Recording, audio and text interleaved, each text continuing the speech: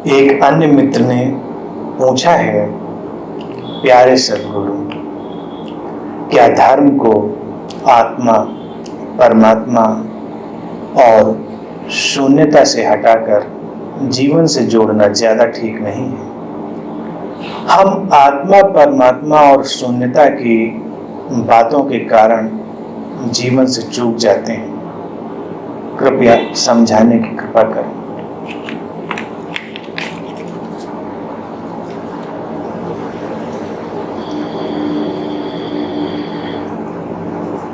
बिल्कुल ठीक ही लिखा है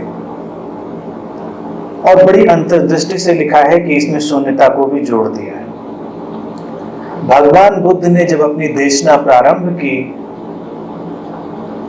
तो उन्होंने देखा कि इन्हीं बातों के कारण समाज आध्यात्मिक रहस्यों से दूर चला गया है। लोग बातें तो करते हैं लेकिन अब जानते कुछ भी नहीं। तो उन्होंने परमात्मा और आत्मा जैसी बातें ही बंद कर दी। उन्होंने इनकी बात ही नहीं करी, उन्होंने शून्यता की बात करी। लेकिन अब शून्यता की बात भी इतनी हो गई है कि वो भी अड़चन बन गई है। वक्त वक्त पर हमको बहुत सारी पुरानी परतें हटानी पड़ती हैं। भगवान बुद्ध के समय ये उचित था कि आत्मा और परमात्मा की परत हटा दी जाए और शून्यता की बात की जाए, जो नई थी, लोगों के लिए चौंकाने वाली थी। लेकिन अब शून्यता भी तुम्हारे लिए उतनी ही पुरानी और घिसी पिटी बात हो गई है जितनी आत्मा और परमात्मा की। जीवन अपने आप में परिपूर्ण है। तुम जीवन में प्रवेश करके ही आध्यात्मिक रहस्यों में प्रवेश करते हो। अध्यात्म किसी कल्पना या किसी दर्शन का नाम नहीं। तुम बहुत दार्शनिक हो जाओ, ज्ञानी हो जाओ, इससे आध्यात्मिक हो जाओगे, ऐसा तो नहीं। भगवान बुद्ध ने तो 2500 साल पहले ये प्रयोग कर दिया था कि बात ही नहीं करते हैं परमात्मा की और आत्मा की, क्या रखा है। और धार्मिक लोग कितने बेचैन हो जाते हैं कि अगर उनसे परमात्मा और आत्मा की बात ना करो। सत्संग का मतलब ही ये चर्चाएं, और ये ऐसी चर्चाएं जिनके बारे में तुम अनुमान ही लगा सकते हो। अनुमान लगाने से कुछ होता नहीं। अनुभूति आवश्यक है और अनुभूति जीवन से आती। अनुभूति किसी विचार से नहीं आती। फिर शून्यता भी एक अनुभव था। अगर तुम उसके अनुभव के बजाय उसकी चर्चा में ही संलग्न रहोगे तो तुम उससे भी चूक जाओगे।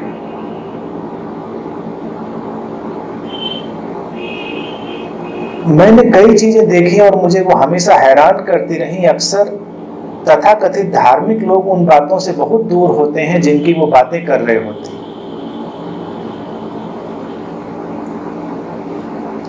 जब कोई व्यक्ति प्रेम की बहुत बात कर रहा हो तो बहुत संभावना है कि वो प्रेम से दूर हो। जब कोई व्यक्ति ध्यान की बहुत बात कर रहा हो तो बहुत संभव है कि वो उससे दूर हो। जब कोई व्यक्ति परमात्मा की बहुत बात कर रहा हो तब भी यही संभावना है। अब अगर कोई व्यक्ति शून्यता की बात कर रहा हो तब भी यही संभावना है कि उसे इसका कोई भी एहसास ना हो। क्योंकि जो तुम्हारा एहसास बन जाता है, तुम्हारा जीवन बन जाता है, तुम उसे जीने लगते हो। तुम उसकी चर्चा नहीं करते। जैसे तुम जीवित रहने की चर्चा नहीं करते या कि करते हो, लेकिन जब तुम बीमार पड़ते हो, अस्वस्थ होते हो, तब तुम जीवन की चर्चा करने लगते हो। तब तुम शरीर की चर्चा भी करते हो जब बीमार होते हो, और जब शरीर पूर्णतः अस्वस्थ है तो शरीर की कोई चर्चा नहीं, क्योंकि तब तुम जी रहे होते हो। जब कोई अड़चन आती है तब बात शुरू होती है। बात शुरू होने का अर्थ है कि अब कहीं कोई रुकावट है।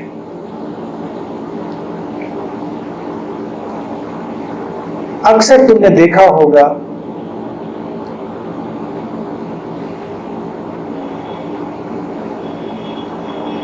कि जब व्यक्ति अपनी युवा ऊर्जा से भरा होता है तो उम्र के बारे में नहीं सोचता, और जब उसकी ऊर्जा कम पड़ने लगती है तो उम्र के बारे में सोचने लगता है। कई मित्र जो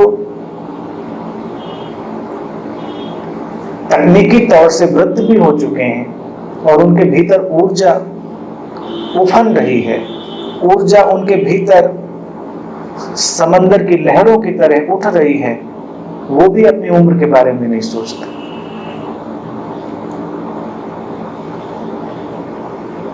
तो परमात्मा के बारे में बात करना व्यर्थ है,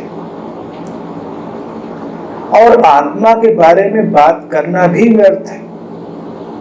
मुझे याद पड़ती है जार्ज गुरजेफ की बात, और वो बड़ी ही सुंदर बात है। वो बात सुनते ही लोगों को लगता है ये तो अज्ञान की बात हो गई, क्योंकि तुम भारत में रहते हो तो भारत में उतना ज्ञानी तो हर व्यक्ति है जितना ज्ञानी कभी कभी कोई होता है। आत्मा की बात, परमात्मा की बात यहाँ तो सभी व्यक्ति जानते हैं। तुम गीता के वचनों के साथ ही बड़े होते हो।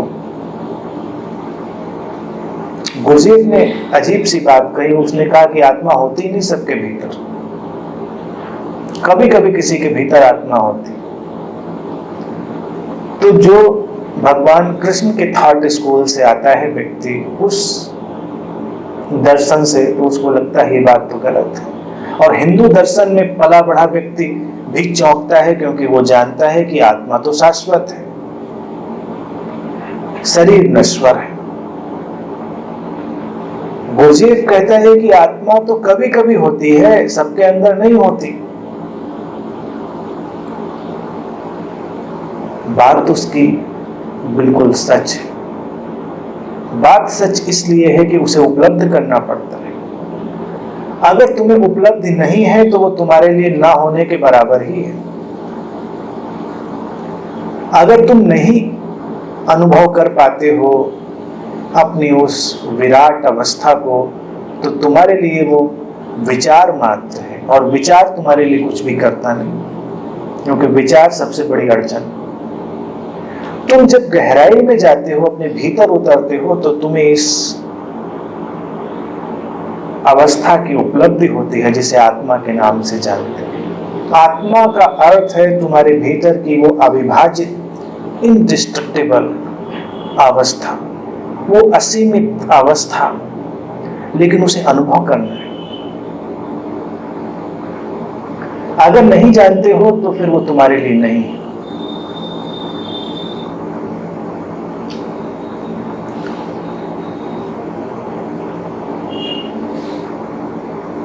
एक सूफी कथा है कि एक व्यक्ति सड़क के किनारे एक पुराने से बक्से पर बैठा बहुत दिनों से भीख मांगा करता था। लोग 2-4 पैसे उसे कटोरे में डाल देते थे, वो उससे ही बड़ा खुश रहता था। एक दिन अचानक एक व्यक्ति आकर रुका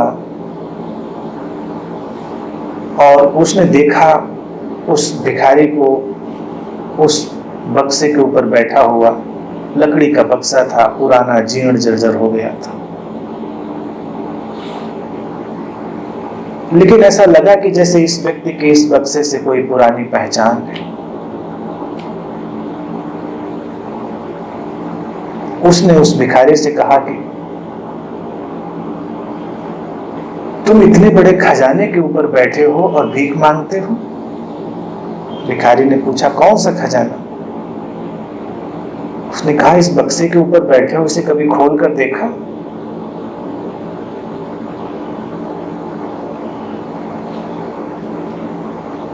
उसने कहा नहीं। उसने कहा कि इस राज्य का मैं मंत्री हुआ करता था और ये हमारे राजा के खजाने में रखा हुआ था।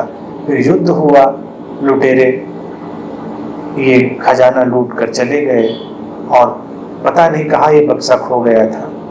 आज मैं उसको पहचान रहा हूँ कि बेशकीमती हीरे जवाहरात इसमें है। उसने कहा नहीं, यकीन नहीं होता। तब उस व्यक्ति ने उस जीर्ण शीर्ण बक्से का ढक्कन खुलवाया और जब उस भिखारी ने देखा कि वो 20 बेशकीमती रत्नों से भरा हुआ है,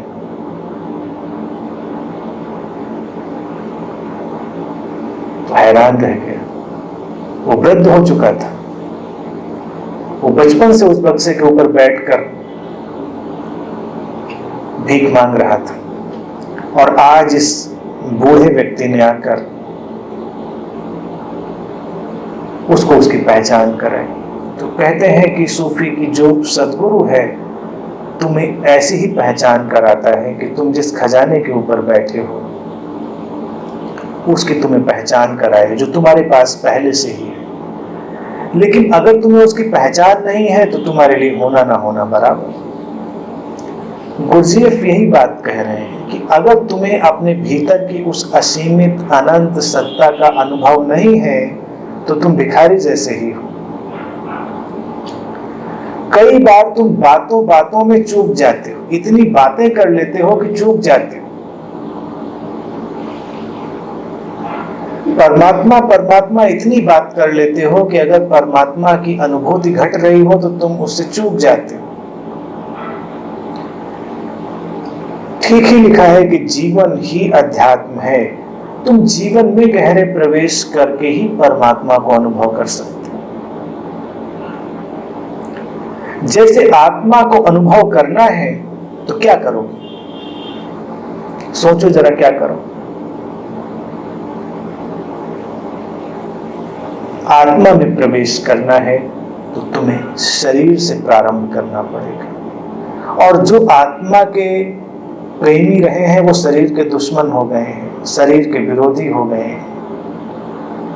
लेकिन शरीर के प्रति अगर तुम संवेदनशील नहीं हो तो तुम फिर उसे कैसे अनुभव कर सकते हो? और जो शरीर के माध्यम से ये जीवन प्रकट हो रहा है यही तो परमात्मा की ऊर्जा है, यही तो तुम्हारी चेतना है जो प्रकट हो रही है।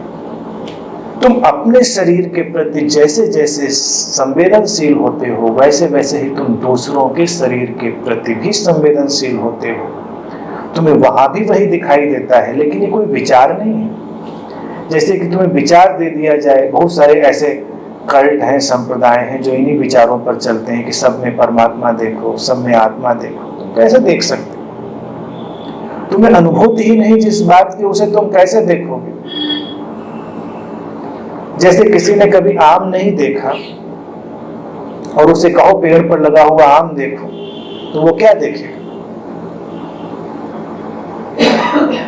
उसने जो देखा होगा वही देखेगा।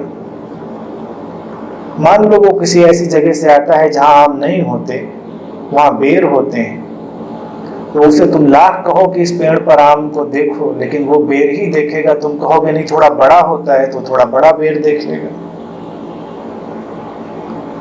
तुम कहोगे कि वो मीठा होता है, तो बेर का ही ज्यादा मीठा होना अनुभव करेगा, कल्पना करेगा। तुम कहोगे आम में गुठली होती है, तो वो कहेगा बिल्कुल ठीक है, बेर में भी गुठली होती है। लेकिन वो उससे आगे नहीं जा पाएगा जब तक उसके अनुभव क्षेत्र में वो नहीं आएगी बात, वो उसे कैसे जानेगा? तो इन नादानियों में पड़ने की जरूरत नहीं कि तुम आत्मा और परमात्मा को देखो कहीं पर। तुम नहीं देख पाओगे जब तक स्वयं में ही उसकी अनुभूति नहीं कर लोगे, जब तक स्वयं के भीतर छुपे खजाने को ही तुम न जान लोगे। फिर उसमें तुम्हें संबुद्ध सद्गुरुओं के वचनों की एक अलग ही तरंग दिखाई देगी और तुम्हें दिखाई देगा कि वो कोई नैतिक देशना नहीं थी। जैसे भगवान बुद्ध की मैंने बात कही कि उन्होंने पहले ही सब बातों को हटा दिया और शून्यता की बात कही। आज अच्छा है कि तुम शून्यता को भी हटा दो। और फिर उन्होंने बात कही अहिंसा की, अपरिग्रह की, अचौर्य की, अकाम की, अप्रमाद की।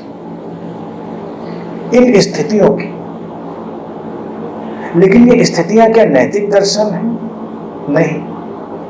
तुम जब जीवन से जुड़ते हो तो तुम्हारे भीतर अहिंसा आ जाती है। तुम हिंसा से गुजर ही नहीं सकते। तुम इतने प्रेमपूर्ण, संवेदनशील हो गए हो, इतने जीवंत और जागृत हो गए हो, न स्वयं के प्रति न दूसरे के प्रति। एक साधक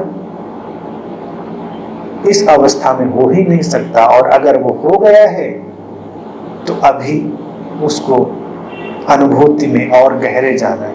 वो अभी साधक नहीं हुआ है ठीक, क्योंकि वो आ ही जाएगा।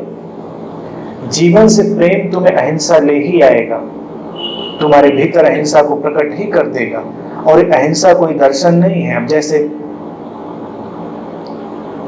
सत्याग्रह की अहिंसा लोग कहते हैं, लेकिन वो भी हिंसा का ही एक रूप है। दूसरे को सताना भी हिंसा है और अपने को सताना भी हिंसा है।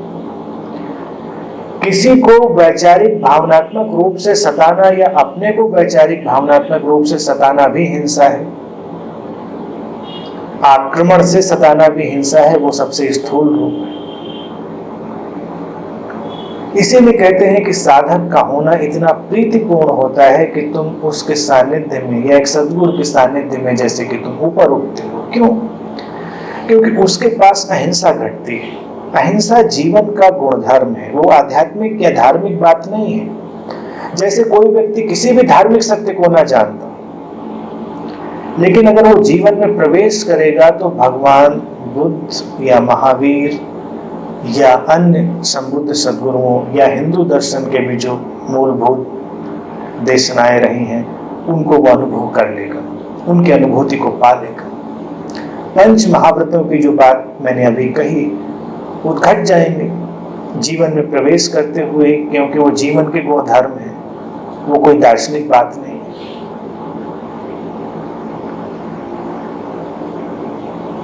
इसलिए बेहतर यही होता है कि तुम जहां हो वहीं से जागो, तुम जहां हो वहीं से प्रारंभ करो।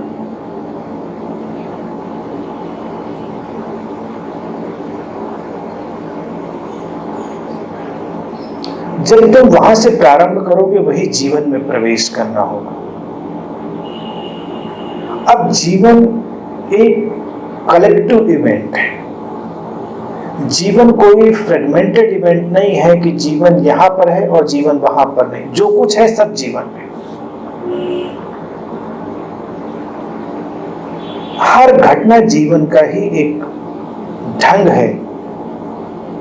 इसलिए हर घटना के प्रति तुम्हें जागना है।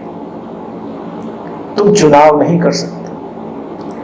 जब तुम इस प्रकार जीवन को देखोगे तो तुम्हें श्री कृष्णमूर्ति की बात भी समझ में आ जाएगी कि चुनाव रहित सजगता का क्या तात्पर्य है। चुनाव रहित सजगता या चॉइसलेस अवेयरनेस कोई दर्शन नहीं है कि उसका भी अभ्यास शुरू कर दो। जैसे जो कृष्णमूर्ति से प्रभावित लोग होते हैं, वो चुनाव रहित सजगता का अभ्यास शुरू कर देते हैं। वो कोई अभ्यास नहीं, वो जीवन को समग्रता में देखने की एक प्रक्रिया है। जीवन को अखंडता में देखने की एक प्रक्रिया है कि जो कुछ भी घट रहा है तुम उसमें जाग रहे हो और होश से भर रहे हो।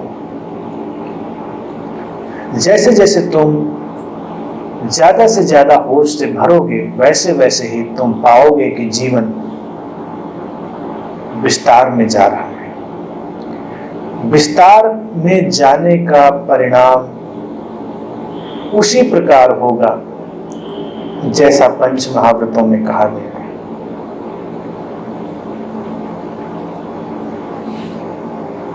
तुमने देखा होगा कि पंच महाव्रत में प्रेम का नाम नहीं लिया,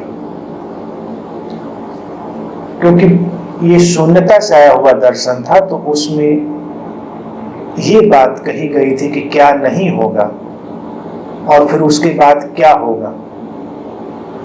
अगर हिंसा नहीं होगी तुम्हारे जीवन में तो क्या होगा, और तुम्हारे जीवन में काम नहीं होगा तो क्या होगा। जो होगा उसकी चर्चा नहीं करी गई, बस इतना ही बताया गया है संबुद्ध सद्गुरु के माध्यम से कि ये चीजें नहीं रह जाएंगी। फिर जो होगा वही शुद्धतम जीवन होगा। जैसे काम ना रहे तो प्रेम हो जाए, हिंसा ना रहे, जिसको अहिंसा कहा है, अहिंसा कोई अवस्था नहीं है, तो करुणा हो जाएगी। चोरी न रहे अर्थात अचौर्य, तो तुम्हारे भीतर शेयरिंग आ जाएगी, बांटने की भाव दशा आ जाएगी, एबंडेंस आ जाएगा, समृद्धि आ जाएगी। अब चोरी जैसी बात है, उसको जरा देखो। चोरी का अर्थ ये नहीं कि रुपया पैसा चुराना या कुछ चुराना। अचौर्य की जब बात होती है वही जीवन है। तो जीवन कहता है कि जब भी तुम कुछ छीनने की या चुराने की कोशिश करते हो, चाहे वो विचार हो, वो कोई भावना हो, तो तुम अपने को कमजोर अनुभव करते हो। जैसे तुम विचार भी चुरा सकते हो। बहुत सारे लोग ऐसे ही बड़े बड़े कवि और लेखक बन जाते हैं, और आजकल तो बहुत बड़े बड़े गुरु भी बन जाते हैं, केवल विचार चुराकर। लेकिन उससे कुछ बनता नहीं। तुम्हारे पास बहुत से विचार हो, उससे क्या बनता बिगड़ता है? तुम जस के तस रह सकते हो। बहुत बड़े बड़े विचारवान लोग भी विक्षिप्त हो जाते हैं। पश्चिम की तो हालत ही यही रही कि वहां का जितना बड़ा चिंतक और विचारक हुआ विक्षिप्त हो गए। तो विचार का होना कोई बड़ी भारी बात नहीं है, तुम विक्षिप्त हो सकते हो। तुम बुद्ध या कृष्ण जैसे विचार इकट्ठे कर सकते हो और उसके बावजूद भी विक्षिप्त हो सकते हो, क्योंकि वो तुम्हारा अपना नहीं है, तुम्हारे अनुभव से नहीं है। फिर क्या तुम प्रेम की चोरी कर सकते हो? जैसे कि तुम उसको छीनने की, चुराने की कोशिश करो। पूरा समाज और परिवार सब इसी में लगा है। इससे ध्वनित क्या होता है? इससे क्या साउंड होता है? इससे क्या पता चलता है कि तुमने अस्तित्व को इतना सीमित मान लिया है कि तुमको लगता है कुछ चुराने की जरूरत है, जबकि यहाँ पर एबंडेंस, प्रचुरता है, बहुलता है, विराटता है, सब तुम्हें वैसे ही उपलब्ध है। तो जब तुम जीवन को देखना प्रारंभ करते हो तो तुम्हें उस मौलिकता का एहसास होता है जिसका नाम अचौर्य है। और अचौर्य का ही जो पॉजिटिव रूप है मौलिकता। यानी कि अब सब मौलिक हो गया है, और मौलिक शब्द अपने में बहुत गहरा है। वो मूल से आया है, अर्थात वो मूल में जुड़ गया है, स्रोत से जुड़ गया है। मौलिक वही है जो स्रोत से जुड़ा है, जड़ से जुड़ा है, रूट से है, जो रूटेड है। जब तुम जीवन के स्रोत से जुड़ गए हो तो चोरी करने की जरूरत ही नहीं, न धन चुराने की जरूरत, न विचार चुराने की, न भावना चुराने की, न ज्ञान चुराने की। तुम स्रोत से जुड़े हो, सब कुछ तुम्हें उपलब्ध है। इसलिए जीवन पर दृष्टिपात करते करते ही तुम बोध को उपलब्ध होते हो, ज्ञान को उपलब्ध होते हो, बड़ी बड़ी दार्शनिक बातों से नहीं। एक बार एक मित्र के साथ मैं जा रहा था, वो हमारे वर्तमान शताब्दी के बहुत ही महान सद्गुरु के शिष्य थे, और उन्होंने कहा अभी अभी मुझे ऐसा महसूस हो रहा है कि मैं अमन की अवस्था में पहुंच गया, क्योंकि अमन की चर्चा सुनते रहे हैं, किताबों में पढ़ते रहे हैं कि मन से अमन की अवस्था में चले जाओ।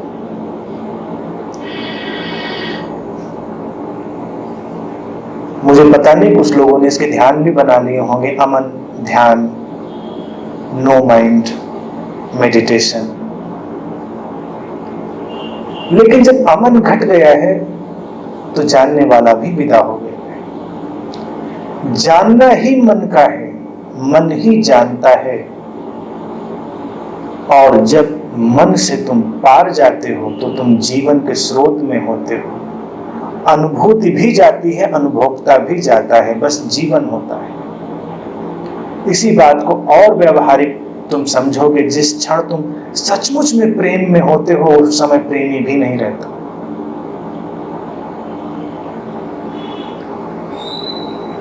कभी कभी दो प्रेम करने वाले लोगों के बीच ये क्षण भी आते हैं जब उन्हें पता ही नहीं रहता कौन कहाँ है।